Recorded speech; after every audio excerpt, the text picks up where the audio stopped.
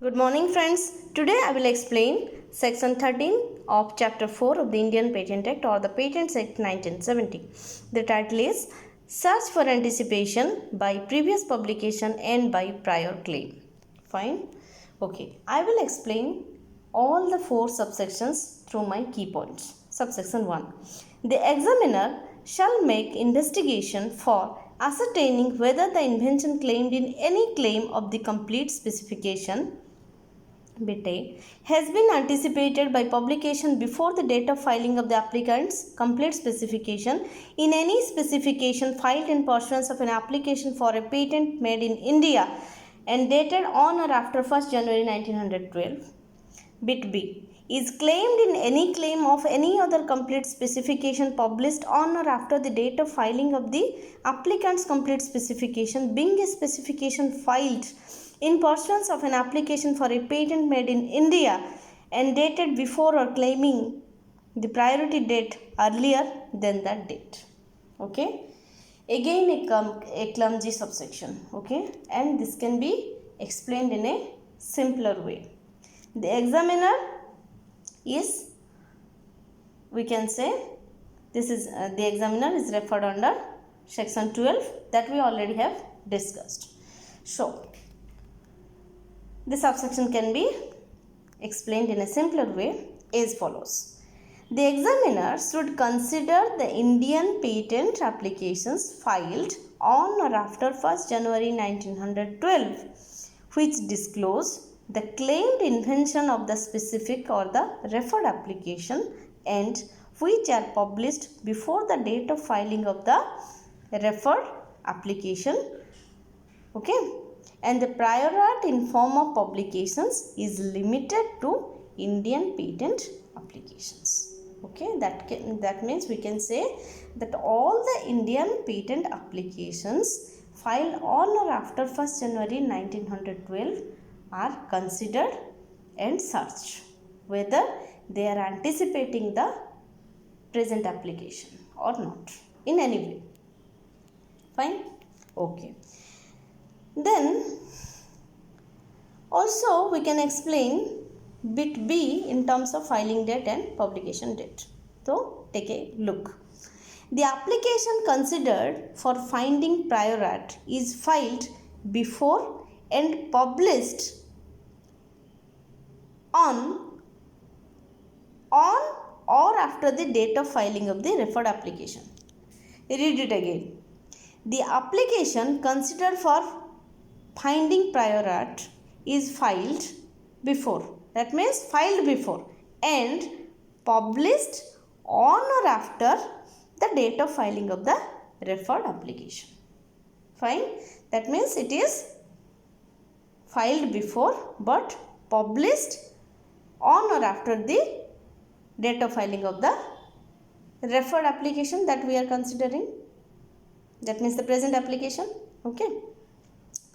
So, if the considered patent application does not claim the subject matter of the claimed invention of the specific application or the referred application, although it contains that in the specifications or drawings, it may not anticipate or it may not be an anticipation. Or we can say the referred application can get a patent grant. This is because we can say a line that prior art is based on only on claims. So if the we can say if everything is defined in the specifications and drawings but not claimed, then we cannot say that it can anticipate. That's why I have written the sentence. Read it again. If the considered patent application does not claim the subject matter of the claimed invention of the specific application. Okay. If the considered patent applications, that means the patent application we are taking to find the prior art. Okay. And A referred application is our present application for which we are searching for the anticipation. Fine. So read it again because this is a little difficult to understand. If the considered patent applications that we are taking for searching does not claim the subject matter of the claimed invention of the specific application or the referred application, although it contains that in the specification and drawings, it may not be an anticipation. That means it should be claimed. Okay. If it is present in the specifications and drawings, it will not be considered. So we can say this way, we can say the referred application can get a patent grant. So we can say subsection 1 bit B, we can say it has a kind of shortcomings, we can say. Exactly we cannot say like that, but so this is my view.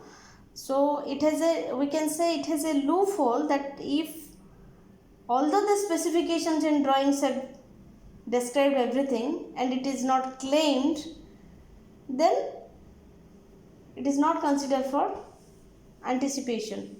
That means which may proceed for a patent grant. As for my view, this is a shortcoming. Fine. Then subsection 2. The examiner shall, in addition, make such investigation for the purpose of ascertaining whether the invention so far as claimed in any claim of the complete specification has been anticipated by publication in India or elsewhere in any document other than those mentioned in subsection 1 before the date of filing of the applicant's complete specification. Fine. The simple meaning is that the examiner should consider any other documents other than the Indian patent applications publication docs or documents published in India that discloses the claimed inventions of the specific application.